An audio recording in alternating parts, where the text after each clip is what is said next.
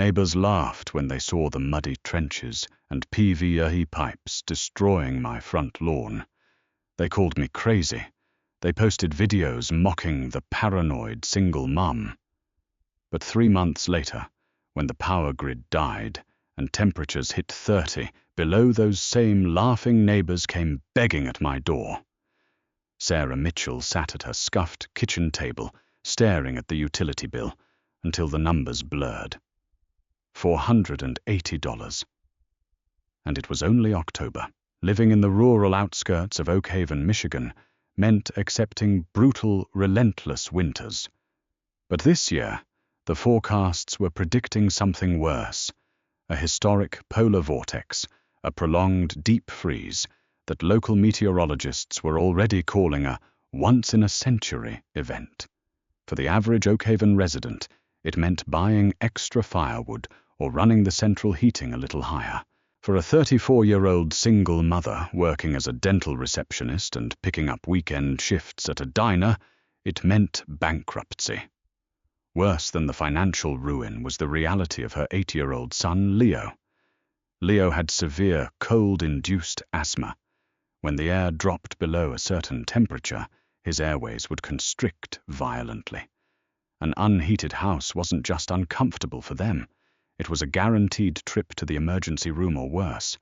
Sarah couldn't afford a whole-home generator. She couldn't afford to retrofit her drafty 1970s ranch house with modern insulation. But she could read. For weeks, Sarah stayed up past midnight, scouring engineering forums, agricultural manuals, and off-grid living blogs. That was where she found the concept of earth tubes, a passive geothermal heating system. The science was remarkably simple. No matter how cold the surface air gets, the soil 8 feet underground remains a constant stable 50 to 55 degrees Fahrenheit year-round. By burying hundreds of feet of pipe deep in the earth and pulling outside air through it, the ground would naturally warm the freezing winter air before it entered the house. It was cheap. It was effective. And it was going to tear her entire yard apart. The digging started on a crisp Tuesday morning in early November. Sarah had cashed in her meager savings to hire Dave, an independent contractor, with a mini excavator to dig the trenches. Dave was a quiet, burly man who gave her a heavy discount out of pity, though he made no secret of his skepticism. "You're sure about this, Sarah?" Dave had asked, leaning out of the excavator's cab. 8 feet down is a serious trench. You're going to hit clay, maybe bedrock. It's going to look like a war zone. "Just dig, Dave," she replied, zipping up her worn Carhartt jacket. "I'll handle the rest." By Thursday, Sarah's once neat front lawn looked like a mass grave. Massive mounds of dark brown earth bordered a zigzagging trench system that spanned over 300 feet. After Dave left, the real work began. Sarah had to manually lay down the 6-inch corrugated PVC piping, ensuring a 2% grade, so any condensation would drain away from the house rather than pooling and growing mold. That was when the audience arrived. Tom Harrison lived directly across the street. He was a retired commercial real estate broker whose driveway was heated and whose lawn was manicured by professionals. Tom viewed Sarah's property as a blight on his property values, and he never missed an opportunity to let her know.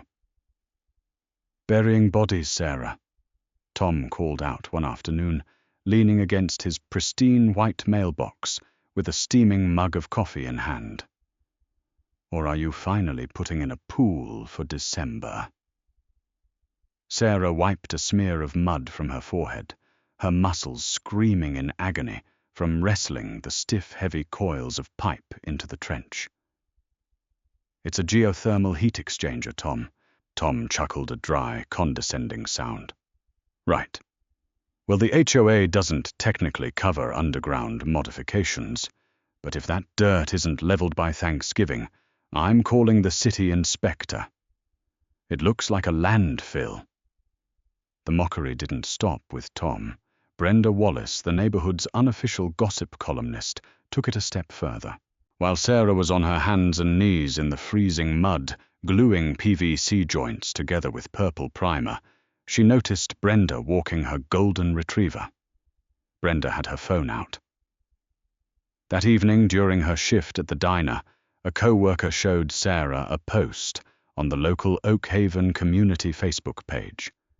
"Just took a walk past the Mitchell house," Brenda had written, attaching a video of Sarah covered in dirt, struggling in the trench. "Looks like our resident single mum is building a doomsday bunker. Should we tell her the apocalypse isn't scheduled until next year, LOL. Honestly, I feel bad for her kid." The post had 84 comments, people calling her crazy, unhinged, and paranoid. Some suggested Child Protective Services should do a wellness check if she was losing her grip on reality. Sarah locked herself in the diner's employee restroom and cried.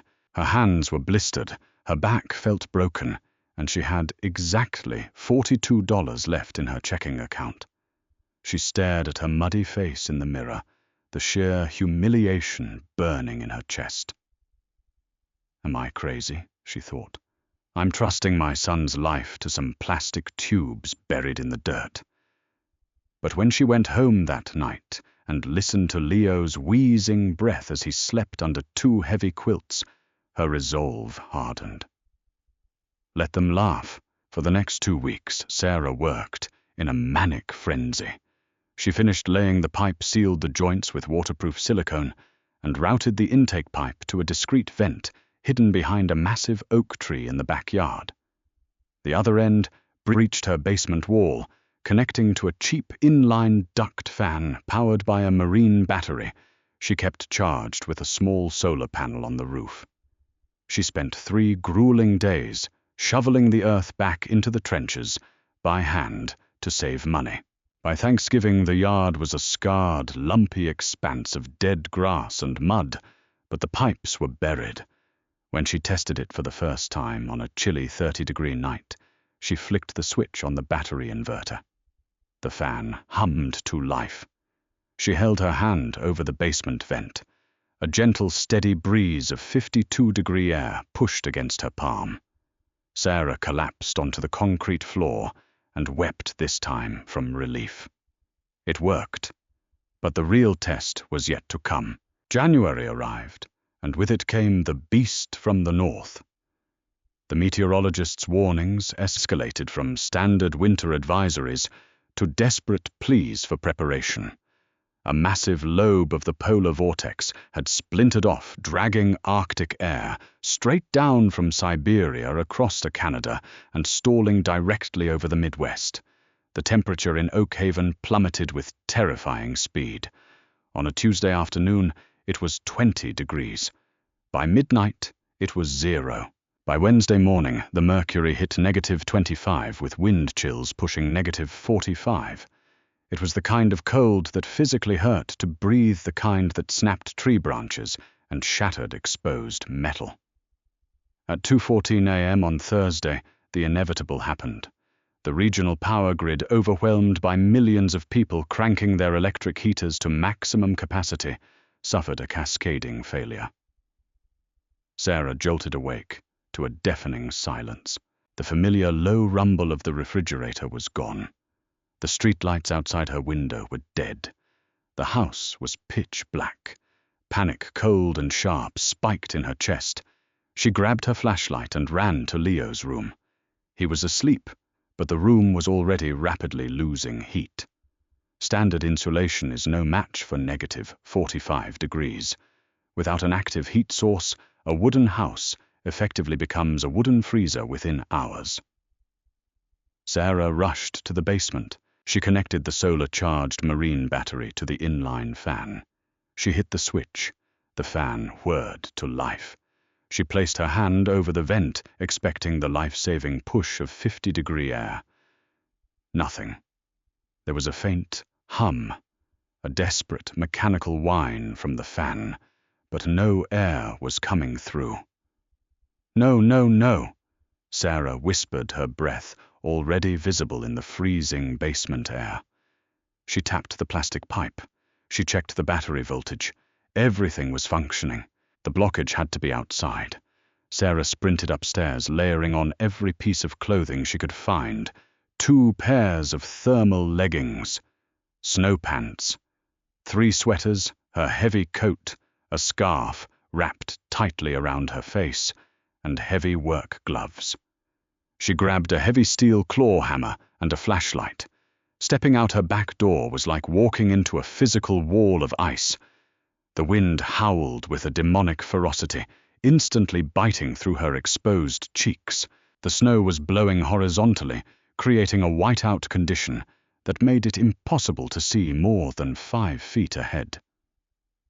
She waded through thigh-high snowdrifts toward the oak tree, where the intake pipe protruded. When she reached it, her heart sank. She had designed the intake pipe with a downward-facing curved PVC elbow to keep rain and snow out, but she hadn't accounted for the sheer volume of blowing snow combined with the moisture from the ambient air. The moisture had been sucked into the freezing intake, instantly frosting layering, and eventually forming a solid 3-inch plug of ice, completely sealing the opening. Her life-saving system was choked to death. Inside the house, the temperature was dropping fast. If she didn't fix this, Leah would wake up to a house below freezing. Sarah raised the hammer and struck the PVC pipe. The plastic brittle from the extreme cold cracked. She panicked. If she shattered the pipe, snow would pour directly into the underground system, ruining it forever. She couldn't smash it. Her fingers were growing numb, losing their dexterity. The wind was screaming in her ears. Think she told herself. Think she dropped the hammer and clawed at the ice plug with her gloved hands, but it was like concrete. She needed heat. Sarah fought her way back into the house, stumbling through the back door. Her kitchen was already hovering around 35 degrees. She grabbed a heavy cast-iron skillet, threw it on her propane camping stove, which she had set up on the counter for emergencies, and cranked the flame. She let the iron get dangerously hot, then wrapped the handle in a thick towel. Running back out into the blizzard, she pressed the searing hot flat bottom of the cast-iron skillet directly against the exposed rim of the PVC pipe and the ice plug. There was a sharp hiss, a cloud of steam instantly whipped away by the wind. The heat transferred. The ice began to melt just slightly around the edges. Sarah shoved the skillet aside, grabbed her hammer, and used the claw end to pry at the weakened edge of the ice plug. With a loud crack, the massive chunk of ice dislodged and fell into the snow. Immediately, she heard the deep, rushing suction of air being pulled down into the earth. Sarah fell backward into the snowdrift, gasping, her lungs burning from the frozen air. She scrambled back to the house, locking the door behind her. When she ran down to the basement, the vent was roaring. It wasn't blowing tropical heat. It was blowing the exact stable temperature of the Earth 8 feet below 52 degrees. Against the negative 30-degree air outside, that 52 degrees felt like a miracle. Over the next 12 hours, the grid remained dead. The news on Sarah's battery-powered radio was grim burst pipes, destroying thousands of homes, emergency shelters overwhelmed, and multiple fatalities across the county. Sarah brought Leo's mattress into the living room, right over the main floor vent she had routed from the basement. She draped heavy blankets over the windows to trap the air. While the house wasn't entirely cozy, it settled at a consistent 48 degrees. Indoors, they were safe. They wore thick sweaters, and Leo's breathing remained steady and calm. He played board games on the rug, completely unaware that a deadly crisis was unfolding just beyond their walls. By the second day of the blackout, the severity of the situation in the neighborhood became impossible to ignore. Sarah looked out her living room window. Every house on the street was a tomb. Windows were entirely frosted over from the inside, a sure sign that the interior temperature had dropped below freezing. Across the street, Tom Harrison's front door suddenly burst open. Tom stumbled out onto his porch, wrapped in a down comforter. He looked nothing like the smug, arrogant man who had mocked her weeks ago. His face was pale, his lips blue. He was carrying his wife's cat in a carrier, and he was looking frantically up and down the desolate, unplowed street. Then Tom stopped. He looked at Sarah's house. Because of the steady flow of 50-degree air circulating through her home, Sarah's windows were the only ones on the entire block that were completely clear of frost. Through the glass, Tom locked eyes with the woman he had publicly humiliated. A moment later, Sarah watched as Tom stepped off his porch and began trudging through the waist-high snow, heading straight for her front door. Snow crunched violently under heavy boots as Tom Harrison dragged his feet onto the porch. Sarah stood on the other side of the glass, her hand resting hesitantly on the deadbolt. She could see his breath fogging up the glass in frantic, ragged puffs. Behind him, clutching the railing for dear life, was his wife Carol. Carol was a fragile woman in her late 60s who suffered from severe rheumatoid arthritis. Even through the frosted pane, Sarah could see Carol's violent, uncontrollable shivering. Her lips were a terrifying shade of pale blue. Sarah unlocked the door and pulled it open. The wind immediately whipped inside, bringing a dusting of snow into the foyer, but she grabbed Tom's arm and hauled him over the threshold, pulling Carol in right behind him. She slammed the door shut, locking the blizzard out once more. For a long moment, nobody spoke. The only sound was the desperate gasping of the older couple and the steady, life-saving hum of the duct fan in the basement, pumping 52-degree air through the floor vents. "Sarah," Tom choked out.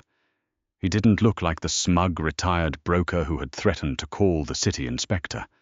He looked like a terrified, broken old man. He pulled down his scarf, revealing a frostbitten nose and cracked lips. "Our furnace died when the grid went down. We tried burning the decorative logs in the fireplace, but it wasn't enough. It's 21 degrees in our bedroom." Carol couldn't stop shaking. Her joints. She can barely walk. "I saw your windows." He swallowed hard tears, welling in his eyes before freezing on his eyelashes. "I'm sorry. I am so sorry for everything I said. Please, we have nowhere else to go." Sarah looked at Carol, who was leaning heavily against the wall, staring blankly at the floor. The anger and humiliation Sarah had carried for 2 months evaporated in an instant. This wasn't about pride anymore. It was about survival. "Get her into the living room," Sarah ordered, her voice calm and authoritative. "Take her boots off immediately. Don't rub her hands, it can damage the tissue. Just put her next to the floor vent and wrap her in the sleeping bag on the couch." Tom nodded profusely, supporting his wife, as they shuffled into the makeshift sanctuary Sarah had built. When they crossed into the living room, Tom actually gasped. The contrast between the deadly -30 outside and the stable 48 degrees inside was staggering. It felt like a tropical oasis. 30 minutes later, there was another knock. This time, it was Brenda Wallace. The neighborhood gossip was sobbing hysterically, carrying her massive golden retriever Buster in her arms, because the dog's paws had started to bleed from the ice. Brenda's pristine blonde hair was matted with frozen snow, and she was wrapped in a ridiculous designer trench coat that offered 0 thermal protection. "My pipes burst," Brenda wailed as Sarah pulled her inside. "The ceiling collapsed in the kitchen. The water turned to ice on the floor. I thought we were going to freeze to death." She looked at Sarah, her eyes wide with overwhelming shame. "I made fun of you. I posted that video. I am so sorry, Sarah. You were right. You were right about everything." "Sit down, Brenda," Sarah sighed, grabbing a towel to dry off the shivering dog. "We need to conserve heat. Everyone stays in the living room. Close the doors to the hallways." By nightfall, Sarah's small living room had become a neighborhood lifeboat. 6 people and 2 dogs were huddled together over the central floor vent. Sarah had draped heavy moving blankets over the archways, effectively shrinking the heated square footage to just the living room. Leo thrilled to have company shared his board games and snacks, completely oblivious to the bitter irony of the situation. The same people who had called his mother a lunatic were now relying on her doomsday bunker to stay alive. Just as the atmosphere began to settle into a quiet, tense relief, a new crisis emerged. The pitch of the duct fan in the basement shifted. Sarah's head snapped up. She had been listening to that mechanical hum for 30 hours. It had been a steady, robust roar. Now it was whining, a high-pitched, struggling mechanical groan. She rushed to the basement, shining her flashlight onto the marine battery. The voltage meter, which had stayed in the green zone all day, was dipping dangerously into the red. The blizzard outside had raged for 2 solid days without a break. The sky was a wall of dark, churning grey. Her small rooftop solar panel, which she relied on to trickle-charge the battery, was completely buried under 3 feet of snow. It had generated absolutely 0 wattage. The battery was dying. Without the fan pulling the air through the 300 feet of underground PVC pipe, the natural convection would stop. The 52-degree air would cease flowing, and the brutal Arctic cold seeping through the walls would overtake the house within hours. Sarah watched in horror as the fan's blades visibly slowed. The airflow from the vent weakened to a pathetic trickle. She sprinted upstairs, her face pale. "The battery is dying," she announced to the huddled group. The room fell into a terrified silence. "The solar panel is buried, and even if I clear it, there's no sun. Once that fan stops, this house becomes a freezer. We have maybe 2 hours of residual heat left." Brenda let out a muffled sob, hugging her dog tighter. Tom stood up, shedding his heavy blanket. The color had returned to his face, and with it a newfound determination. "What kind of battery do you need, Sarah?" 12 volt, she replied, her mind racing. "Deep cycle is best, but at this point, any large car battery will buy us time. But my car is buried under a snowdrift at the end of the driveway, and the hood is frozen shut. I tried to open it yesterday." "My RV," Tom said firmly. "I have a Class A motorhome parked beside my garage. It has 2 massive deep-cycle house batteries in the exterior compartment. They're fully charged. I winterized the rig last month." Sarah's eyes widened. "Are you sure? Positive? But they weigh about 70 pounds each, and the compartment latch might be frozen solid." Tom zipped up his coat and pulled his hat down tight. "I'm going to get one." "You can't carry that through waist-high snow in a whiteout by yourself, Tom. You'll have a heart attack," Sarah said. She grabbed her own coat, layering up quickly. "I'm coming with you." Stepping back out into the was like stepping onto an alien planet. The wind was so ferocious, it literally pushed Sarah backward against her own front door. The temperature had dropped to -38, and the snow was blowing horizontally, like tiny shards of glass. Tom took the lead, using his large frame to break a trail through the massive snowdrifts that choked the street. Sarah followed closely, holding a crowbar and a heavy canvas tote bag she used for groceries. It took them 10 grueling minutes just to cross the street and reach Tom's driveway. By the time they reached the side of the massive RV, Sarah couldn't feel her toes, and Tom's breathing sounded like a rattling engine. "Here!" Tom shouted over the screaming wind, pointing to a steel compartment door near the rear tires. He pulled the latch, but it didn't budge. The freezing rain that preceded the snowstorm had encased the vehicle in a half-inch shell of solid ice. Tom yanked on it with all his might, slipping on the icy driveway and falling hard onto his knees. "Let me!" Sarah yelled. She wedged the flat end of her steel crowbar into the seam of the compartment door. She threw her entire body weight against it. The metal groaned. "Hit it!" Tom screamed, grabbing a heavy rock from his landscaping border. He smashed the rock against the butt of the crowbar. With a deafening crack, the ice shattered, and the compartment door swung open. Inside sat two massive black deep-cycle batteries. They were heavy-duty marine grade, capable of running the RV's appliances for days. It was exactly what they needed. Tom reached in and grabbed the thick nylon handle of one battery, hoisting it out. He took 3 steps before his knees buckled. He was 68 years old, and the brutal cold was sapping his strength at an alarming rate. "I've got it!"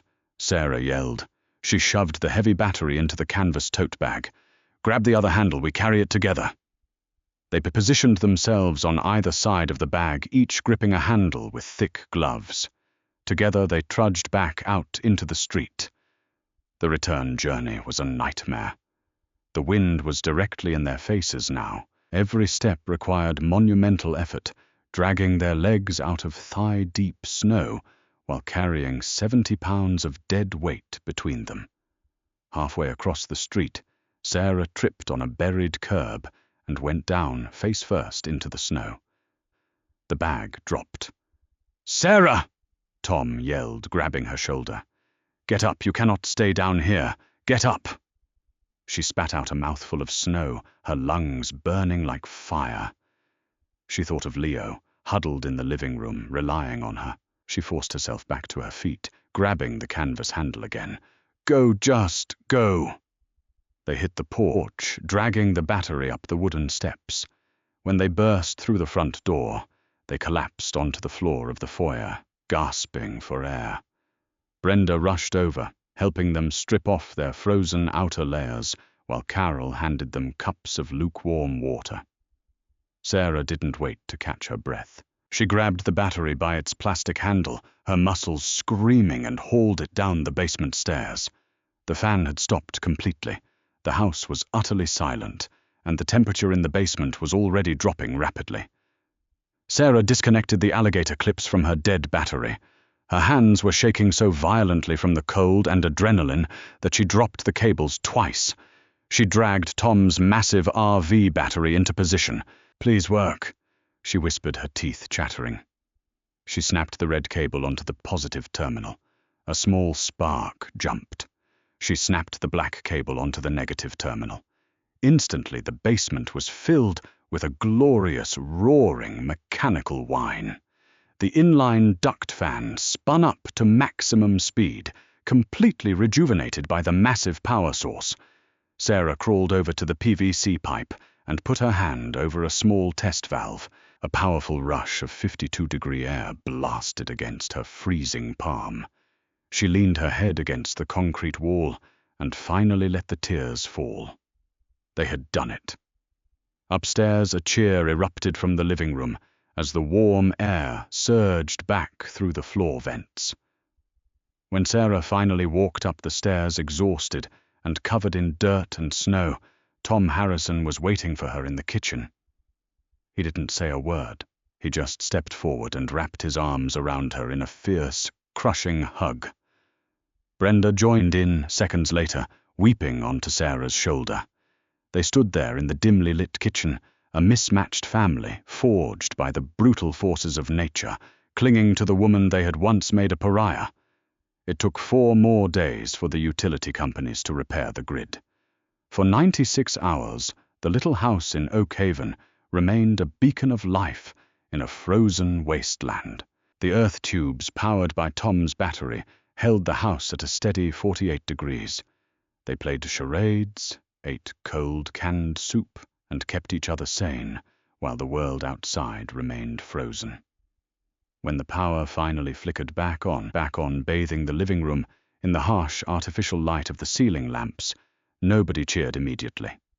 They just sat in silence, realizing that the ordeal was finally over. The aftermath of the beast from the north changed Oak Haven forever. Plumbers worked for months repairing burst pipes in hundreds of ruined homes. The insurance claims in Tom and Brenda's neighborhood alone totaled in the millions. But Sarah Mitchell's house didn't suffer a single cracked pipe. A week after the snow melted, a massive delivery truck pulled into Sarah's driveway. Tom Harrison stepped out holding a clipboard. He had purchased a top-of-the-line automatic standby generator and paid his own contractors to install it for her, completely free of charge. "You'll never have to worry about a battery dying again," Tom told her, patting the steel casing of the generator. Brenda Wallace took to the community Facebook page once more. This time there was no mockery. She wrote a sprawling, emotional post detailing exactly how Sarah's ingenuity and bravery had saved her life, publicly apologizing for her cruelty. The post went viral, not just in Oak Haven, but across the state. Local news stations ran segments on the genius geothermal mom, and Dave, the contractor who had dug her trenches, found his phone ringing off the hook with neighbors wanting their own earth tubes installed. Sarah's front yard eventually grew back, the grass covering the scars of the trenches. But underneath the soil, the pipes remained, a silent, enduring testament to a mother's fierce love and the unbreakable will to survive. Sarah's story proves that true resilience isn't about having the most money. It's about having the courage to trust your instincts, even when the world mocks you. Her earth tube system didn't just silence her critics, it saved their lives. If you were inspired by Sarah's incredible survival ingenuity and her fierce dedication to her son, please hit that like button, share this video with your friends, and subscribe to our channel for more amazing real-life stories of survival.